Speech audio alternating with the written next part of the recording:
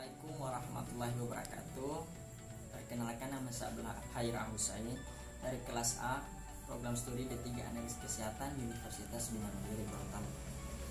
Pertama-tama saya mengucapkan puji syukur kehadirat Allah Subhanahu wa taala, karena berkatnya lah sehingga saya masih diberikan nikmat kesehatan sehingga saya bisa melakukan tugas dari Ibu Filzah hingga dengan selesai.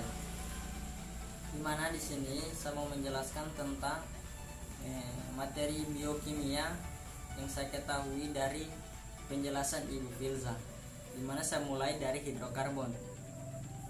Hidrokarbon adalah senyawa hidrokarbon tersusun atas atom-atom karbon sebagai komponen penyusun utamanya, dimana hidrokarbon ini terdapat pada dua komponen utama, yaitu oksigen dan hidrogen.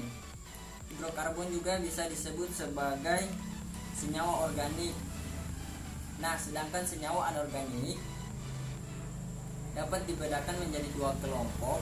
Kelompok satu tersusun atas gula, alkohol, minyak, dan lilin. Di kelompok dua tersusun atas logam-logam, kemudian oksida logam dan garam-garam. Selanjutnya biokimia, di mana biokimia ini diambil dari bahasa Yunani yaitu bios, di mana bios artinya itu kehidupan. Nah, secara etimologi, ilmu yang berkaitan dengan kehidupan. Ada 6 unsur-unsur kimia kehidupan. 97% itu 6 unsur ini melingkupi. Yang pertama itu ada oksigen, yang kedua ada karbon, yang ketiga ada hidrogen, yang keempat ada nitrogen, yang kelima ada fosfor, dan yang keenam ada sulfur. Berbagai ilmu yang bersosiasi dengan biokimia ini ada 6. Yang pertama itu fisiologi, imunologi, farmakologi, kemudian fisiologi, patologi, dan mikrobiologi. Ini karbohidrat. Kenapa sampai dikatakan karbohidrat? Karena diambil dari rumus CN dalam kurung H2ON, dihasilkan dari H2O dan O2 dari proses fotosintesis pada tumbuhan. Adapun senyawa-senyawa yang bervariasi dari yang paling rendah sampai yang paling kompleks. Kalau yang paling rendah dikatakan gliseraldehid, BM sama dengan 90 gram per mol.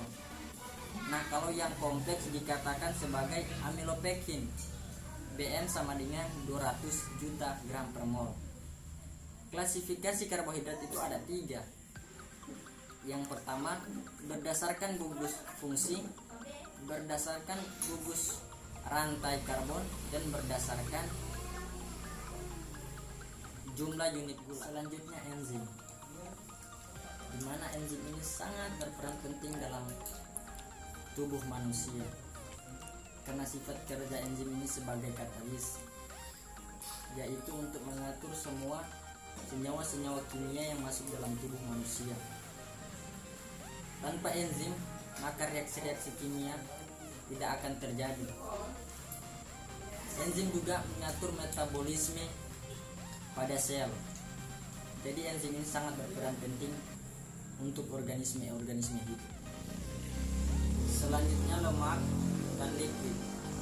Di mana lemak adalah zat organik hidrofobik yang bersifat sukar larut dalam air, namun lemak tidak larut dalam organik, kloroform, ester, dan benzen. Struktur kimia lemak adalah ester dari gliserol dengan asam-asam karboksilat yang tinggi. Adapun unsur-unsur penyusun lemak meliputi oksigen, karbon, hidrogen, kadang juga fosforus, dan nitrogen. Selanjutnya asam amino, di mana asam amino adalah senyawa pembentuk protein. Dan asam amino ini mempunyai satu gugus karboksil dan satu gugus amino. Nah, pada umumnya gugus amino terikat pada posisi sinus pada gugus karboksil. Mungkin cuma itu penjelasan dari saya. Lebih dan kurangnya saya mohon maaf. Ketika ada kata-kata yang keliru mohon dimaafkan, karena saya cuma manusia biasa. Allah musta'an. Wassalamualaikum warahmatullahi wabarakatuh.